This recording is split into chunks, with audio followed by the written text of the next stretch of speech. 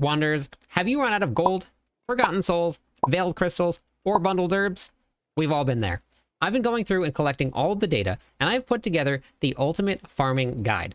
Now, in this video, we're going to go over all of the methods that you can get all of these materials that are definitely needed in this season, and then we'll talk about some farming strategies that you can use to maximize your time to get the most out of the game so you can get the masterworking done that you want to get done and get your character set up for success. The first thing that we're going to get started with today is going to be Legion events. Legion events got updated very recently, and they are absolutely a must-do for all of your farming needs. Legion events are going to spawn once every 25 to 30 minutes, somewhere around there. Now, the best way for you to know when a Legion event is going to be spawning, so you can keep track of this, you can come to helltides.com. They're going to have a Legion timer here. You can even turn on alarms if you want to, so that it will notify you when to go and do the Legion events. Now, you should plan your whole entire day around these events here if you're going to be farming. So why do you want to plan your day around Legion events? They give a massive amount of loot. Now, we did a whole bunch of testing right here.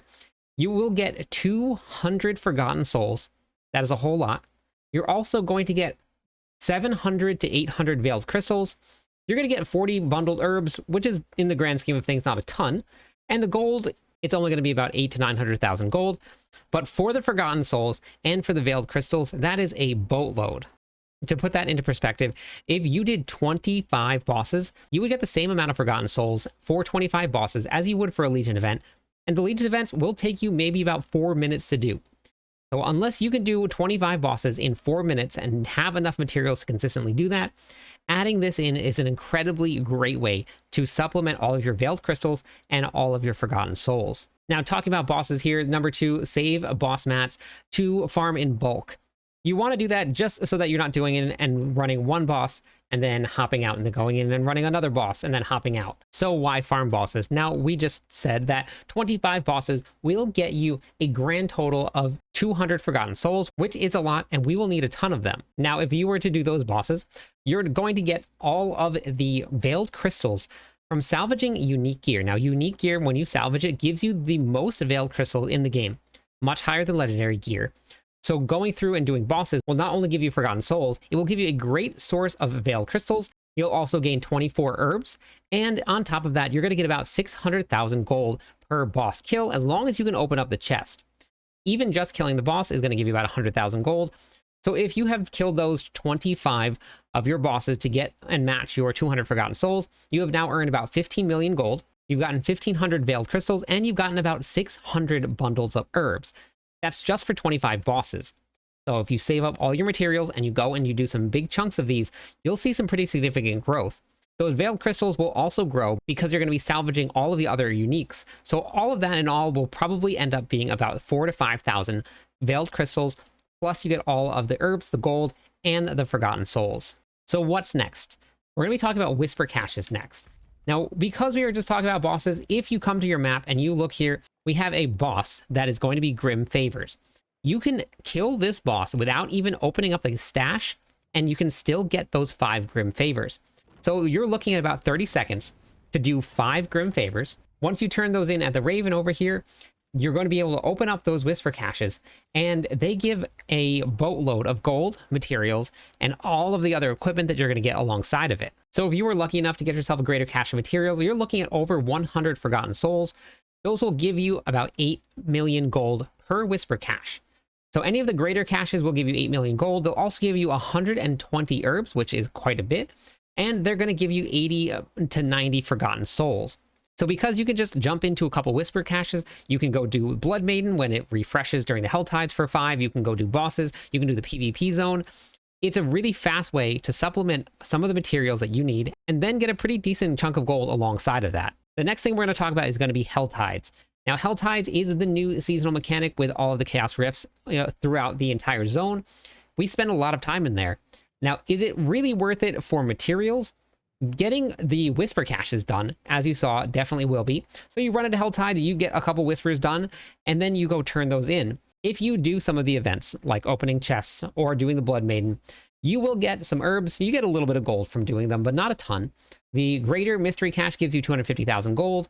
you will get 16 Forgotten Souls per Greater Mystery Cache. You'll get 8 Forgotten Souls per Blood Maiden. All of the other caches will give you 7, and then you'll get 8 from the Commander. So it really doesn't give you a ton. All of the caches right now are not dropping any bundled herbs, which I believe is a bug, because if you were to come into the game here and you go into your bundled herbs, it does say they drop from tortured gifts in Helltides.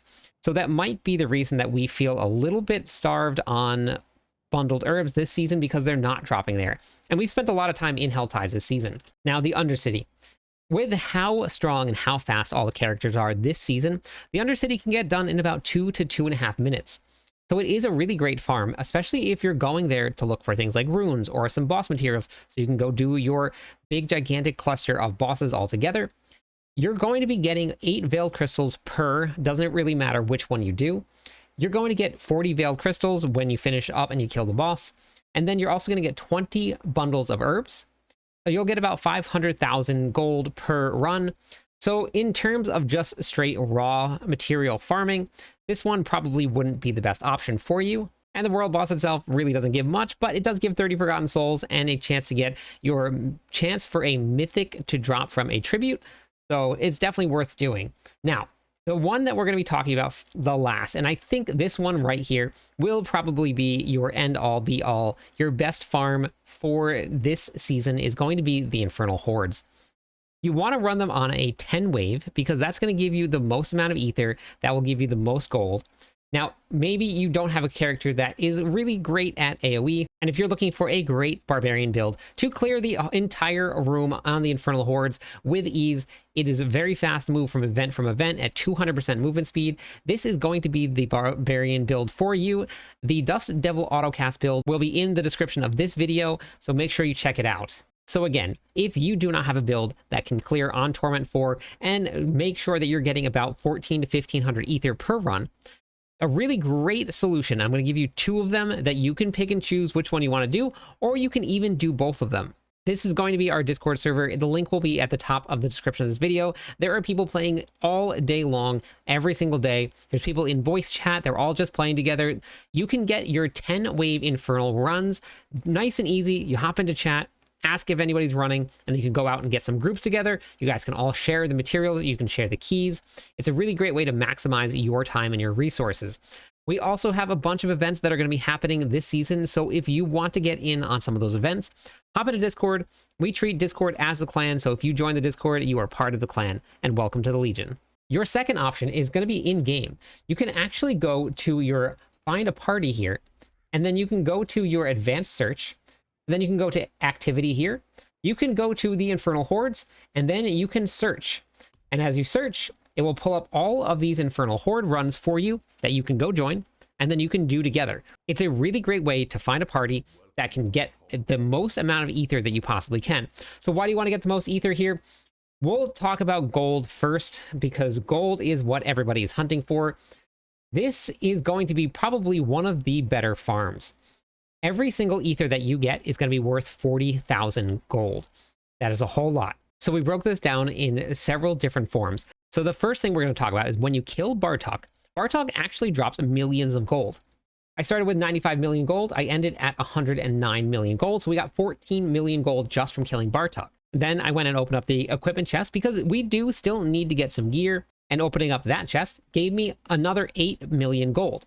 Then that's a 22 million right there. And just from doing those 2 alone, you're looking at 1.7 million gold per minute. That's about what it equals out to be. Now, I did an average of about 13 minutes per run. You're going to have to pick your boons. You have 10 waves. You have to go kill the boss. You have to wait for it to load. All of that was about 13 minutes. So you're going to get 1.7 million gold per minute. So on an average of 1,500, that's going to leave you with 434 ether left at the very end of it. That will give you another 17 million gold on top of that.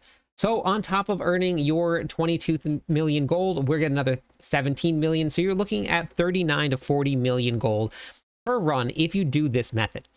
Now, missing out on everything that comes out of the equipment cache, because they did add a whole bunch of material to the cache itself, it really doesn't feel right. But if you do want to take that big jump, you can skip going to Bartok.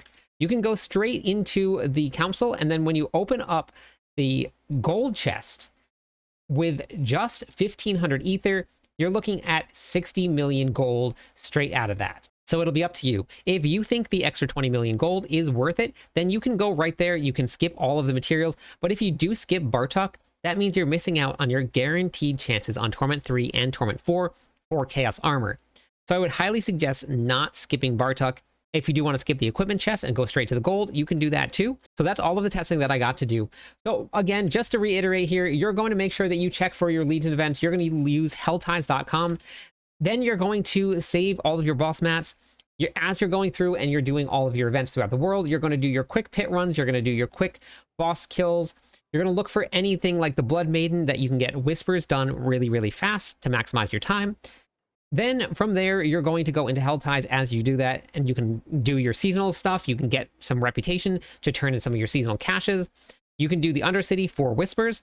And then in your spare time, whenever you're not running around doing all the rest of that stuff, you're going to run 10 waves of the Infernal Hordes. That's going to be your best strategy to maximize your stuff. It really is kind of just picking and choosing the best options for you. But if you just spam the Infernal Hordes, and then every 20 to 30 minutes you go and you do your Legion events, you will have more materials than you can possibly need in the game right now. That's all I got for you today. Hopefully you found this video helpful. If you did, make sure you share it with your friends. Thank you everybody for watching. I'm live every night. I'd love it if you stopped by, said hi, theory crafted with me. Catch you on the clip side.